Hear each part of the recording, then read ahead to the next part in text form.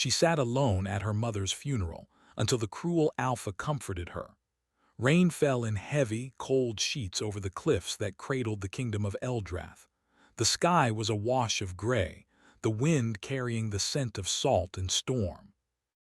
In the courtyard of the ancient stone castle, a crowd had gathered. Their faces were solemn, some etched with grief, others with curiosity. And yet, in the midst of the crowd, Lady Alara sat alone. Her mother, the Queen of Eldrath, had been the light of the kingdom. Now she was gone. The black silk of her mourning dress clung to her thin frame, her dark hair damp and streaked with rain. People whispered as they passed, voices low, almost afraid to speak. They wondered why the young lady sat at the edge of the gathering, not with the other nobles, not beside her grieving father. Alara's eyes were fixed on the coffin, polished dark wood, carved with symbols of protection and power. Her mother had always been strong, unyielding, a queen who commanded loyalty without fear. And yet here she was, gone, leaving Alara with a hollow ache that no words could touch. The wind tugged at her cloak. She did not move. She did not hear the whispers. She only felt the emptiness where her mother's warmth had been. A sudden hush fell over the crowd. Alara lifted her gaze to see the gates opening. The sound of heavy boots on wet stone echoed like a warning. And then he appeared. Lord Kaelin, the alpha of the northern clans, the man both feared and respected across Eldrath, walked into the courtyard. His presence was like a shadow moving through sunlight, dark, commanding, impossible to ignore. Kaelin's cloak was black as the storm clouds, the silver clasp shaped like a wolf's head. His eyes were sharp, calculating, and they found her immediately. The crowd shifted nervously, unsure why he had come. Kaelin was not known for comfort or kindness. He was known for power, for cruelty to those who opposed him, and for taking what he wanted without hesitation. Yet, as he approached, Alara felt her chest tighten. There was a pull in his gaze, something magnetic, dangerous, and yet strangely protective. He stopped a few paces from her, watching her sit alone, her shoulders hunched in grief. "Lady Alara," he said, his voice low, smooth, carrying authority, "you should not sit alone on a day like this." Alara looked up at him, startled by his words.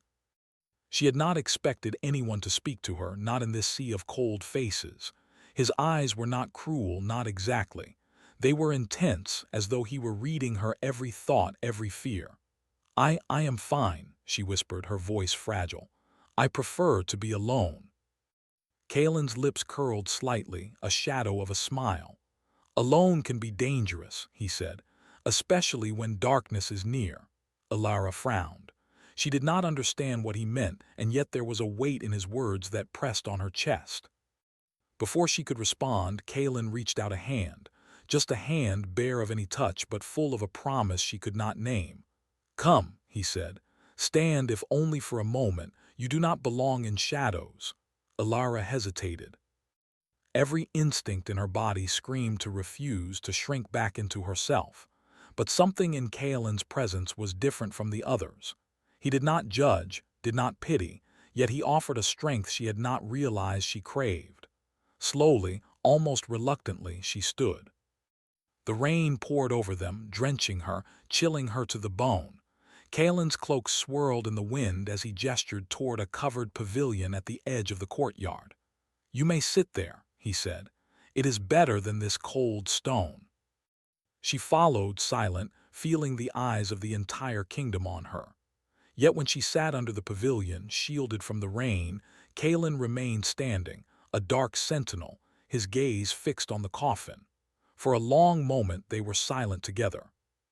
The storm outside seemed to echo the storm within her, a grief too large to name, a sorrow that weighed on her chest like iron. "Your mother was strong," Kaelin said finally, almost to himself. "Stronger than many can imagine, and yet even she could not escape what comes." Alara's breath caught. She did not understand his words, but she sensed the truth in them. There were things in this kingdom in the shadows that even the queen could not fight alone, and now those things had turned toward her. "Why are you here?" she asked softly. You do not belong at my mother's funeral. Kalen's eyes darkened and he looked away toward the cliffs where waves smashed against jagged rocks. I come because you are alone, and alone you are vulnerable. The word struck her like a blow, vulnerable. She had thought she was strong, that grief could not touch her resolve. And yet in Kalen's presence she felt exposed in ways she had never imagined. Before she could respond, a servant rushed past, whispering urgently to Kalen. He listened, his expression unreadable. Then he returned his attention to her, his eyes flickering with something almost regret. You will need guidance, he said, sooner than you know. The darkness that touched your mother is not done. It will come for you. Alara's heart raced. She did not want to believe him. And yet the chill in the air, the feeling of unseen eyes upon her, made the warning impossible to ignore. I don't understand, she whispered. What do you mean? Kalen did not answer immediately. Instead, he extended his hand again, a silent offer. I will explain when the time comes, he said. For now, trust that not all who appear cruel are enemies. Some are protectors in ways you cannot yet see. The words were strange and the promise stranger. Alara did not know whether to fear him or to trust him. She wanted to step back, to retreat into the safety of her grief. Yet a part of her longed to take his hand, to let someone, anyone, anchor her to the world when it felt as though it had tilted and fallen away. A sudden noise interrupted her thoughts. From the shadows of the crowd, a figure slipped forward and handed her a folded piece of paper. Alara's hands trembled as she unfolded it. The message was simple, written in careful, deliberate script. Your mother's death is only the beginning. Her breath caught. The paper trembled in her hands, wet from the rain. Kalen's eyes, dark and unreadable, met hers.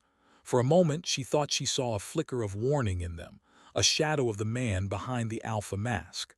The crowd began to disperse as the priest intoned the final rites. Alara remained under the pavilion, clutching the note. The wind tugged at her cloak, the rain drummed against the roof, and somewhere in the distance a wolf howled. Kalen remained at her side, silent, a shadow among shadows. The storm did not abate. The castle did not feel safe. And yet, for the first time since her mother's death, Alara did not feel completely alone. Why are you really here? She asked, her voice barely above the wind. Kalen's gaze softened just for a heartbeat before returning to its usual unreadable intensity. Because even the strongest need someone to remind them they are not entirely alone. Alara stared at him, the note trembling in her hand. Her heart raced, a mix of fear, longing, and confusion. The grief that had seemed unending now tangled with something else, something dangerous, something powerful, something that both terrified and drew her closer to the cruel alpha who had appeared at the darkest moment of her life. She wanted to ask 1,000 questions. She wanted to run, to hide, to deny everything that was unfolding. And yet, part of her knew that the path ahead, dark, uncertain, and full of shadows, would not allow her to turn away. As Kalen finally turned to leave, his cloak billowing like a living shadow behind him, he paused. Keep the note, he said over his shoulder. It is a warning and a guide. You will need both. Alara watched him disappear into the storm, the sound of his boots fading into the distance. The rain poured harder, soaking her, but she no longer shivered with cold. She shivered with the knowledge that her life, and perhaps her heart, had changed forever. The courtyard was empty now, save for her. The echoes of whispers, the cries of the wind, the shadows of grief, all surrounded her. But beneath it, beneath the weight of loss and fear, something stirred. A flicker of courage, a spark of curiosity, and a dangerous pull toward the man who had appeared cruel, and yet incomprehensibly necessary. Alara folded the note carefully and slipped it into her cloak. The storm would not last forever, she knew. But the darkness her mother had warned her of, the darkness that had already begun, would test her in ways she could not yet imagine. And she would not face it alone. Because even in grief, even in fear, even at the edge of despair, there was a force rising within her. A force that would either break her or transform her. And the cruel Alpha, standing somewhere in the rain, watching, waiting, would be at the center of it all. The journey north was not easy. The winds howled over the cliffs, whipping Alara's cloak against her back, and the rain, cold and unrelenting, soaked her through. She rode silently beside Kalen, who guided his black stallion with effortless control. The northern lands were harsh, jagged cliffs giving way to forests where the trees twisted like shadows, and the ground was uneven, slippery with mud. Alara had thought she would find safety under Kalen's protection, yet the farther they rode, the heavier the sense of danger pressed upon her. She clutched the note her mother's assassin, or whoever had written it, had left. "Your mother's death is only the beginning." Its words echoed in her mind, mingling with Kalen's warning.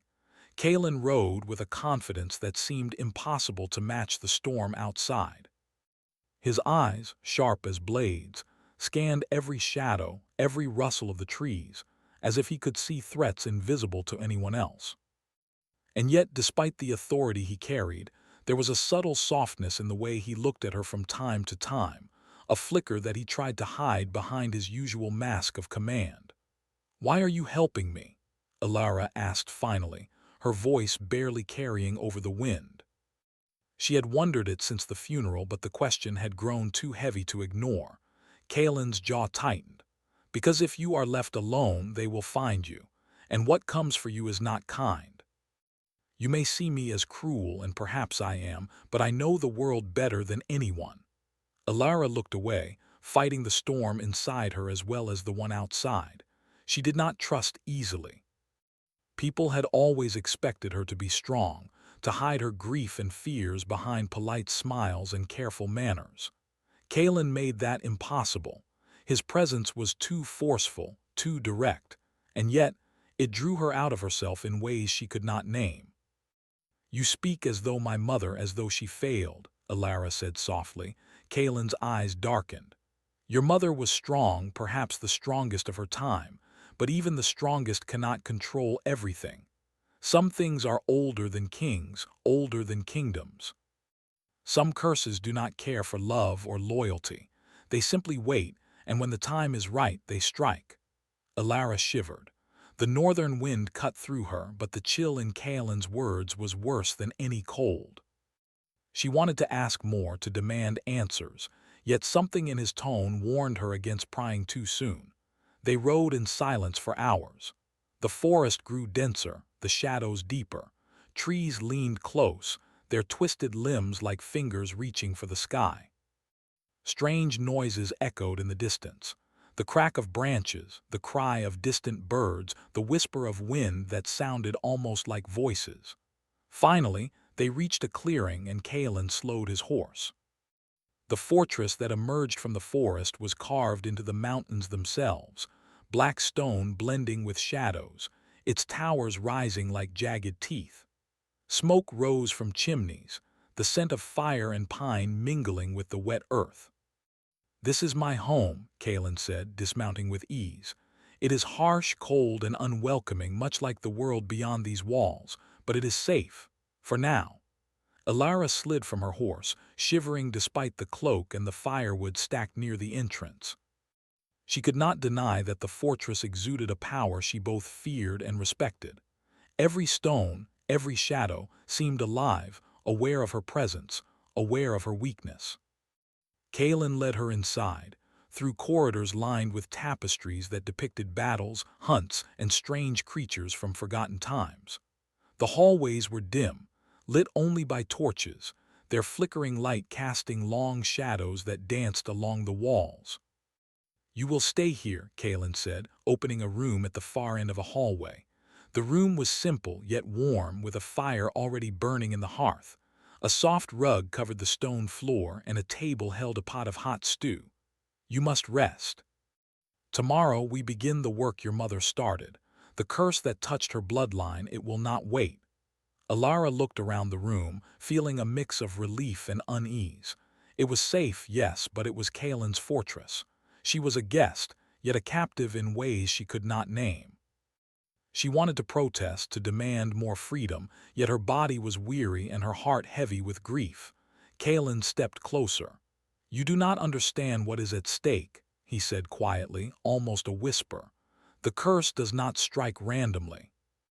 It watches, it waits for fear, for weakness, and it will use anyone foolish enough to ignore it." Alara swallowed. "And what am I supposed to do?" "Learn," he said simply. "Learn to see what others cannot. Learn to fight what you cannot touch.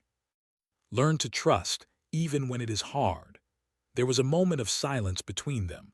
The fire crackled, shadows leaping along the walls, echoing the turmoil in her heart. Kalen's eyes softened slightly, and for a brief moment he looked less like the cruel alpha she had feared, and more like a man who had seen too much, carried too much, and yet still chose to protect. "I don't know if I can," Alara admitted, her voice trembling. "I don't know if I am strong enough." Kalen's gaze sharpened. "Strength is not born from certainty. It is born from choice, from standing even when the storm is at its worst. You are stronger than you think, Lady Alara, stronger than you have allowed yourself to believe." She wanted to argue. She wanted to say that she had always been careful, that she had always obeyed rules, that she had always hidden her fear. But the truth was undeniable. In this fortress, with Kalen watching, guiding, and testing her in ways she could not yet name, she felt a spark of something new. Courage, maybe, or perhaps curiosity. Night fell, heavy and dark, the wind still howling through the mountains. Kalen brought her a blanket and stood by the fire, silent, a shadow among shadows. "You will sleep," he said. "Dream if you must, but remember, the curse is awake even when we are not. You must be ready." Alara nodded, pulling the blanket around her. Her mind raced with questions. What had the curse done to her mother? Who had been behind her death? And why did Kalen, cruel and feared by so many, care enough to protect her? The room grew quiet, save for the crackle of the fire. Sleep came reluctantly, filled with dreams of shadowed forests, of whispers that called her name, of a mother she could not reach. And through it all, the image of Kalen lingered, dark and commanding, impossible to ignore. Morning came with a gray sky and a soft drizzle. Alara awoke to find Kalen already in the courtyard, training, his movements precise and controlled. He paused as she stepped outside. "Today we begin," he said. "The curse is older than you, older than me, older than the kingdom itself. It feeds on fear, on grief, on weakness. And it has touched your bloodline for generations. Your mother fought it with all her power, but she could not succeed alone." Alara listened, heart pounding, as Kalen led her to a part of the fortress she had not seen. A hall of mirrors, each one carved with runes and symbols. "These mirrors," he explained, "do not reflect what is but what could be. They show the paths we must face, the trials we must survive. Look carefully, Lady Alara. Learn to see beyond the surface."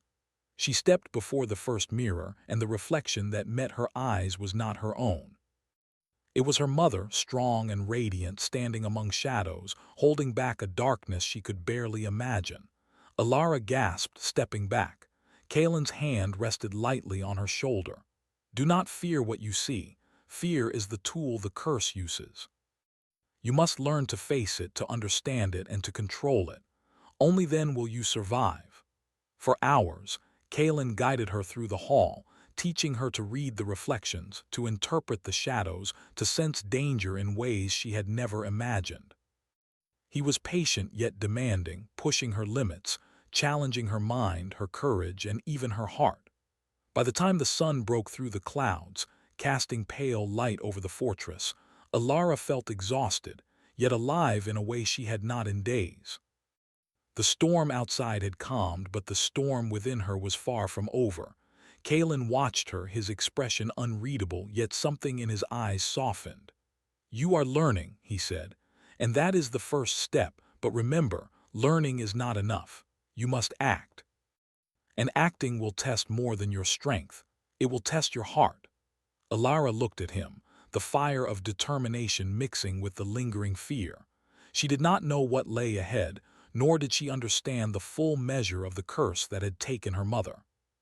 But she knew one thing: she would not face it alone, because at her side was Kalen, the cruel alpha, the man who had terrified her and fascinated her in equal measure. And despite herself, she began to feel that perhaps she needed him. The wind picked up again, rustling the banners and carrying a faint, sinister whisper through the fortress. The shadows lengthened, curling along the walls, reaching for the light. And somewhere in the distance, a voice murmured her name. The northern forest was a place of shadows, a place where light rarely touched the ground. Trees twisted and arched like blackened fingers, their roots gnarled and thick, clutching at the earth as if they could trap anyone who dared walk beneath them. Mist clung to the air, curling around the trunks and drifting like restless spirits. Ilara rode beside Kalen, her heart hammering in her chest. The further they ventured, the heavier the forest felt, as though it had a life of its own. Strange noises echoed, branches snapping under invisible weight, whispers that carried words she could not understand, and the soft rustle of movement in the shadows. Kalen's horse moved steadily, sure-footed, and he seemed almost part of the forest, his presence commanding and unafraid. Ilara clutched her cloak tighter, trying to mimic his confidence, but every step made her chest tighten with a mixture of fear and awe. "You are tense," Kalen said quietly, not looking at her, his eyes scanning the mist. "Do not let it take you. Fear is the first tool the darkness uses. It will cloud your mind, make you doubt, make you weak." "I can't help it," Ilara whispered. "It feels alive. The forest. The shadows, everything." Kalen's hand brushed hers briefly as he adjusted his grip on the reins, and for a moment she felt a strange warmth, a tether in the midst of the cold and fear. "That is why you must learn to control it," he said. "To feel it, yes, but not to be consumed by it. You must become stronger than the forest, stronger than the curse." They rode for hours, the mist thickening, until they reached a clearing where ruins lay half buried in moss and vines. Stone pillars rose like broken teeth from the ground, remnants of a long-forgotten castle or temple. Shadows clung to the cracks in the stone, moving as if they were alive. Kalen dismounted and gestured for her to do the same. "Here," he said, "is where the curse was first bound. It has lingered for generations, feeding on grief, on fear, on pain. Your mother fought it, and now it waits for you." Ilara stepped forward cautiously, her boots crunching over fallen leaves and rubble. She felt the air shift, heavy with something ancient and cold. A shiver ran down her spine as whispers brushed against her ears, voices too faint to understand, yet unmistakably present. Kalen placed a hand on her shoulder. "Do not turn away," he said. "Face it. Even if it frightens you, the curse will test you in ways you cannot imagine. You must meet it, not run from it." Ilara nodded, though her stomach twisted with dread. She wanted to be brave. She wanted to stand tall as her mother had, to fight the shadows with courage. But fear clawed at her, and doubt whispered that she was too weak, too small to face what lay ahead. The shadows in the ruins shifted, coalescing into forms that were almost human. Figures with blank faces and hollow eyes emerged from the mist, circling her, their movements deliberate and silent. Ilara froze. Kalen stepped in front of her, drawing a dagger that gleamed in the dim light. "Stay behind me if you must," he said, his voice calm but firm.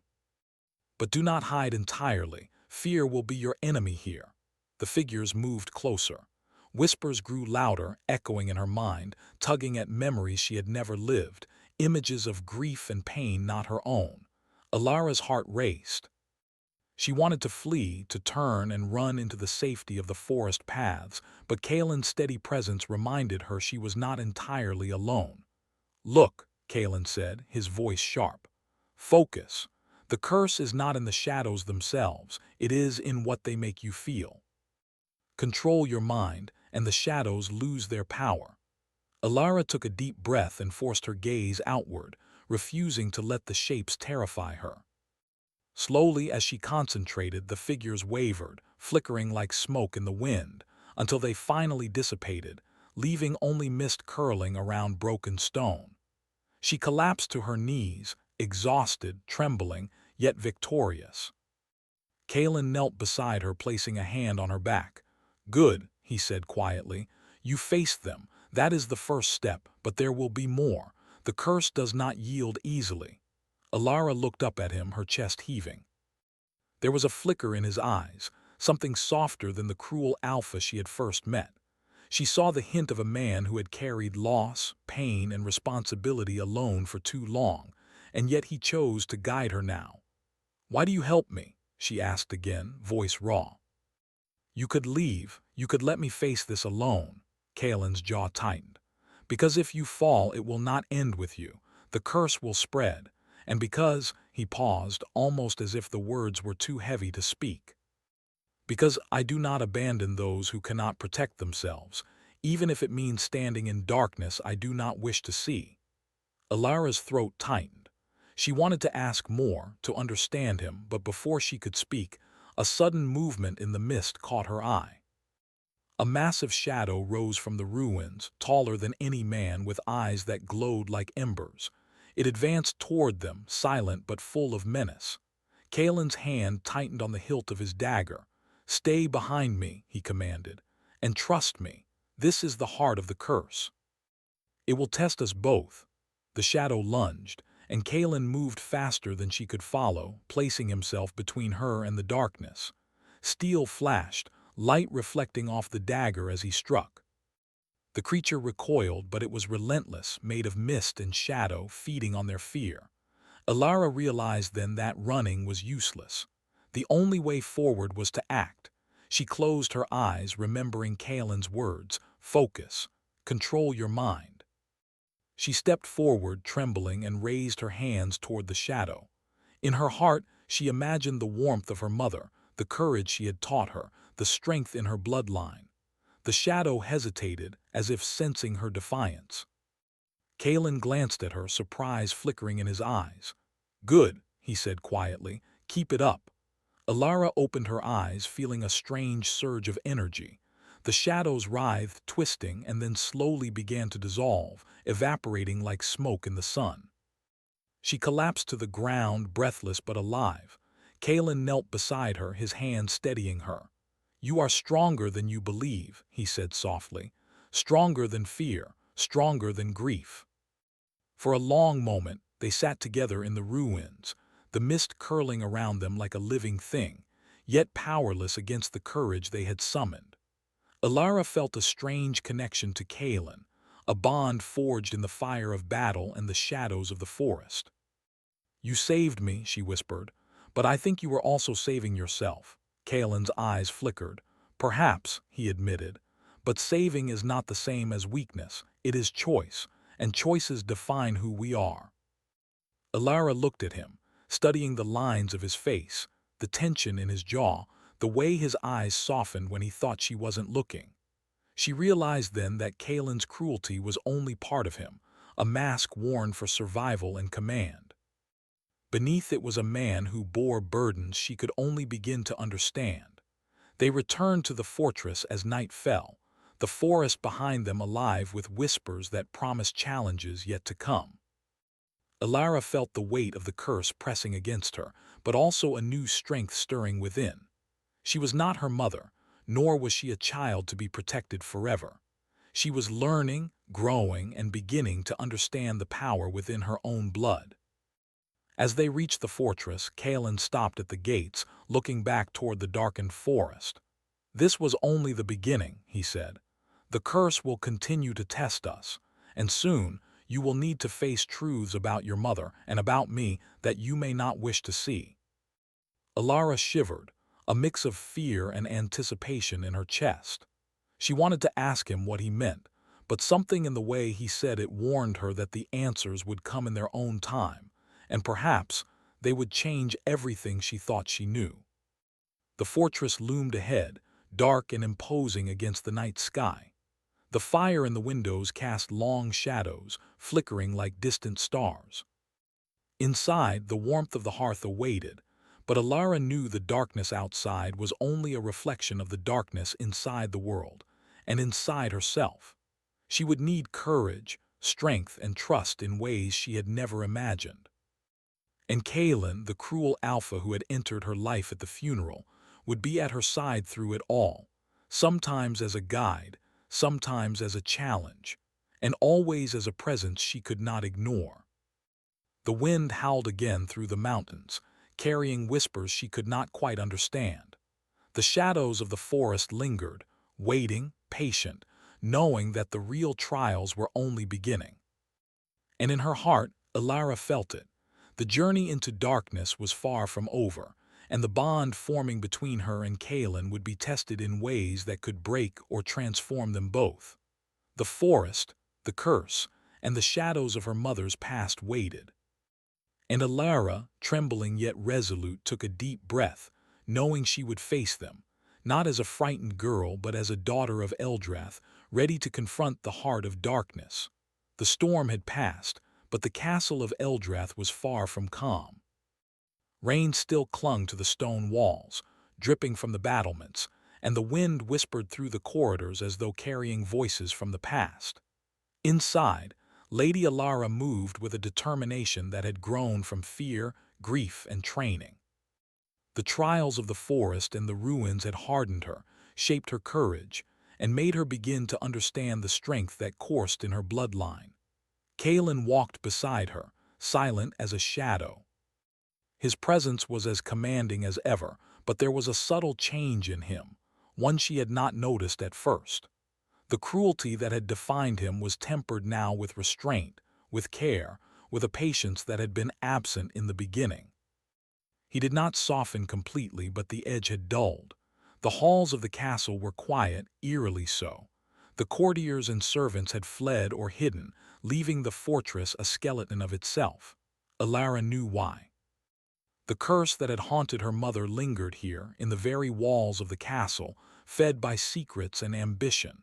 And Kaelin had brought her to confront it, to face the truth that had been hidden too long.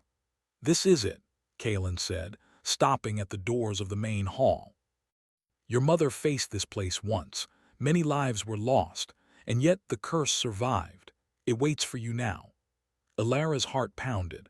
The hall was vast, with high ceilings that seemed to absorb light and shadows that clung to the corners as if they were alive. Broken tapestries hung from the walls, their colors faded, showing battles and ceremonies from centuries past. At the far end, a large mirror stood, framed in silver that had dulled with age. Kaelin's hand brushed hers briefly, steadying her. "Look," he said softly. "The mirror shows what you must face. Do not let it frighten you. The curse feeds on fear and doubt. You must be stronger than it and stronger than the shadows in your own heart." Elara stepped forward, her eyes fixed on the mirror. At first it reflected only her own face, pale and determined. But then the image shifted, and she saw her mother, young, radiant, standing alone in the hall, facing a figure shrouded in darkness. Elara gasped. The figure moved, revealing a pale face with eyes that glowed faintly red. It was not human. It was the curse, bound in shadow, feeding on grief, on fear, on unspoken pain. Kaelin stepped closer. "This is what killed her," he said quietly. "But she did not fail completely. She left you clues, strength, and the choice to end this. You must act. You must face the curse, not as a victim, but as its master." Elara's hands trembled. She wanted to turn, to run into the warmth of the fortress, to escape the mirror, to escape the legacy she had feared her whole life. But she remembered the forest, the ruins, the shadows she had faced, and the strength Kaelin had drawn out of her. She would not falter now. "I will face it," she whispered, her voice firm despite the fear. "I will not let it take me. I will not let it take anyone else." Kaelin nodded, his expression unreadable, yet there was pride in his eyes. "Good, then step forward." The moment she did, the shadow shifted from the mirror into the room. It moved with an unnatural grace, flowing like smoke, reaching toward her with tendrils of darkness. Whispers filled the hall, voices of those lost, voices of her mother, voices of fear itself. Elara closed her eyes and focused on the warmth in her chest, the courage that had grown within her. She imagined her mother's hands guiding hers, her mother's voice whispering encouragement and Kaelin's presence steadying her. She stepped forward, raising her hands, feeling a strange energy rise from her own bloodline, a power she had not yet fully understood. The shadow lunged, but Alara did not flinch. She concentrated, thinking of every trial she had survived, every fear she had faced, and every moment Kaelin had stood by her. Slowly, the shadow recoiled, flickering like smoke in the wind. The whispers grew louder, frantic, until the shadow shrieked, a sound that rattled the stone walls and then dissolved, leaving only mist curling at her feet. Alara fell to her knees, exhausted, her chest heaving. She had done it. She had faced the curse and survived. Kaelin knelt beside her, placing a hand on her shoulder. "You have done more than I imagined," he said softly. "You have faced fear, faced shadows, and controlled them. That is true strength." Alara looked at him, her mind racing with the enormity of what had just happened. "It's over," she whispered, but even as she spoke, a part of her feared that it was only the beginning. Kaelin's eyes darkened. "It is never truly over," he said. "But you have changed it. You have changed yourself, and that is what matters." The two of them rose, standing side by side in the hall, the firelight from the torches reflecting off the walls. The curse had been weakened, but the knowledge of it, the history of her mother's struggle, and the weight of her bloodline remained. Yet Alara no longer felt powerless. She felt capable, aware, and alive. For a moment they were silent, the air between them charged with something unspoken. Kaelin's eyes met hers, and she saw the man beneath the mask of cruelty, the man who had guided her, challenged her, and protected her in ways she had not expected. "Kaelin," she began, her voice trembling, "why did you stay? Why did you help me?" He hesitated, a shadow passing over his features. "Because some things are worth protecting," he said finally. "Because I have carried loss before, and I will not let you bear it alone. And because I cannot turn away from someone who faces darkness as you have." Alara's heart thumped. She had feared him, admired him, and now she understood something she had not allowed herself to admit. She trusted him. Not blindly, not naively, but fully, in a way that bound her to him beyond fear or obligation. The castle remained silent around them, yet outside, the wind shifted, carrying the faint echo of her mother's voice. Alara closed her eyes, listening, understanding for the first time that her mother's love had not left her. It had been guiding her all along, through trials, through shadows, through Kaelin's presence, and now through the choices she made herself. "We must rebuild," Kaelin said, his tone firm but soft. "The kingdom, the bloodline, and ourselves. Darkness will return if we are not ready, but together we can face it." Alara nodded, feeling a surge of resolve. She was no longer the girl who had sat alone at her mother's funeral. She was a daughter of Eldrath, a warrior of shadows, and a bearer of courage and wisdom passed down through generations. As they moved through the castle, inspecting the walls, the corridors, and the forgotten halls, Alara noticed the subtle changes in Kaelin. He still carried authority, still inspired awe and fear, but there was gentleness in the way he guided her, in the way he watched over her, in the way he acknowledged her growing strength. For the first time, she saw him as a man, not a cruel alpha. A man shaped by loss and duty, yes, but capable of care, loyalty, and even love. The sun began to break through the clouds, pale light spilling into the castle halls. It was a fragile light, but it mattered. Shadows had been faced, and darkness had been challenged. The path ahead was uncertain, yes, but they would walk it together. Yet even as they stood there, victorious and weary, a faint whisper reached Alara's ears, a voice, soft and familiar like the memory of her mother's lullaby. "This is not the end, it is only the beginning." Alara shivered, not with fear this time, but with understanding. The curse had been faced, but the world of shadows and darkness remained. New challenges would come, new trials would test their courage, and new choices would shape their lives. Kaelin tightened his grip on her hand, strong and steady. "Whatever comes," he said, "we will face it together." Alara nodded, feeling a warmth she had never known, a bond forged in grief, shadow, and fire. The darkness of her past had been confronted, the weight of her bloodline understood, and the strength within her awakened. And as they stood together, watching the fragile light of dawn spill across the castle, Alara realized something profound. She was no longer defined by grief, nor by fear, nor even by the curse. She was defined by courage, by choice, and by the bonds she had forged. The wind whispered through the battlements again, carrying a promise of storms and shadows yet to come. But for now, the darkness had been met, and the light, however faint, had returned. Alara smiled, finally free of the fear that had held her for so long. She had faced the heart of darkness, and she had survived. Not alone. And Kaelin, the cruel alpha who had once terrified her, now stood beside her, not as a threat but as a partner, a protector, and something more. For the first time since her mother's funeral, Alara felt hope. Hope, courage, and the knowledge that even in darkness, the heart could endure, and love could survive.